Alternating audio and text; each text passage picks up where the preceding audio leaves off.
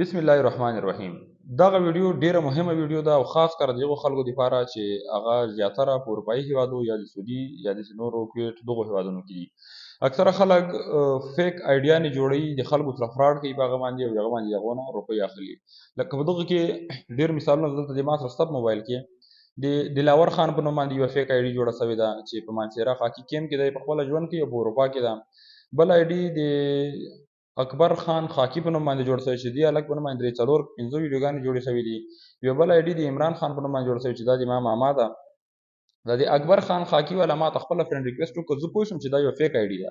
نو په دې خاطر باندې دې سره ما میسج کولی چې زه دې نه یو ریکارډ راټول کړم او دغه ټول ریکارډ تاسو ته لایو ټول په ویډیو باندې راوړم چې دې ما سره ویډیو کمنټونه میسج شروع کړي او د میسج نه وروسته راته وویل چې زه تاسو ته یو څو روپۍ امانت لیږم. دا ټول تاسو ته په سکرین باندې راولم. نو ما ورته بالکل صحیح درته ویلېږه.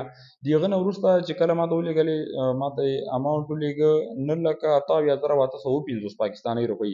وایي دا روپۍ تا ته ما ولېږلې. ما ورته بالکل صحیح درته ولېږلې، دا اوس څنګه کوم؟ دا یې ځان سره امانت کېږده او یو نیمه ګنټه وروسته بیا میسج راته وکړ چې د بلال په نوم باندې یو ایجنټ دی، هغه ته به 3 لکه روپۍ د دې نه ولېږي، تا ته دا روپۍ ولې 40 ګنټې وروسته راځي.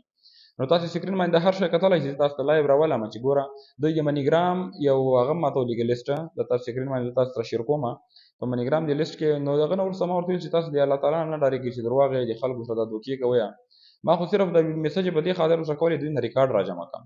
دې نه وروسته د جاوید په نوم باندې یوه فیک آیډي جوړه شوې ده، خلکو ته میسج کوي. د اکبر خان خاکي په نوم باندې فیک آیډي جوړه شوې ده. د ما د ماما په نوم عمران خان په نوم باندې سکرین باندې دا هر یو آیډي تاسو ته راولم. دا فیک آیډي جوړ شوی دی. ما خپل تره ته غازي حاجي ته میسج کړي دي چې څنګه یې ښه یې جوړې، او دا دیم زیاتره د اردو سپیکرز دي، مطلب اردو کې خبرې کوي او اردو کې میسج درته کوي. نو تاسو ټول نو زه خواست کوم لول خو دا ویډیو دومره زیاته شیر کړئ چې دا خلک د دې فراډ نه بچ شي. اکثره او دا آیډي جوړوي څنګه؟ دا د یو هغه کس آیډي جوړه کړي چې هغه مطلب د پیسو له طرفه ښه وي، یا په اروپایي هیوادونو کې یا په عربي هیوادونو کې چې آیډي جوړه کړي. بیا په هغه آیډي کې ګوري چې د ټول نه نږدې ملګری کوم یو ده، چې نږدې ملګری پیدا کړي ډایرکټ هغه ته میسج کوي او هغه ته یې چې ولا زه خو په داسې یوه تنګسه کې راغلی یم، زه تا نه د یو څو روپیو مرسته غواړم، یا تا ته زه یو څو روپۍ لیږم، دا روپۍ به تا ته سبا ورسېږي، مطلب 10 لکه 15 لکه روپۍ درته لیږم، درته یې سبا تا ته رسېږي، تا ته یو چټ هم رالیږي. خو هغه روپۍ حقیقت کې وي نه، دروغ وي. او بیا د هغه نه ډایرکټ تا ته میسج وکړي چې یو 2 لکه روپۍ دې ما کور ته ولېږه یا یې پلانکي سړي ته ورکړه. هغه بل نمبر چې تا درکوي هغه هم دوی خپل نمبر وي، مطلب تا صرف په فراډ کې راولي.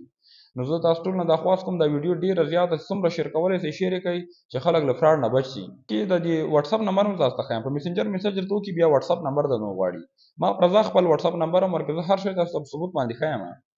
نو بیا په واتساپ کې میسج درته شروع کړي چې سلام، ښه یې جوړې، خیر د اول ښه شناخت درسره کوي او بالکل دا داسې محسوسوي درته چې زه تا واقعي هماغه ملګری یم.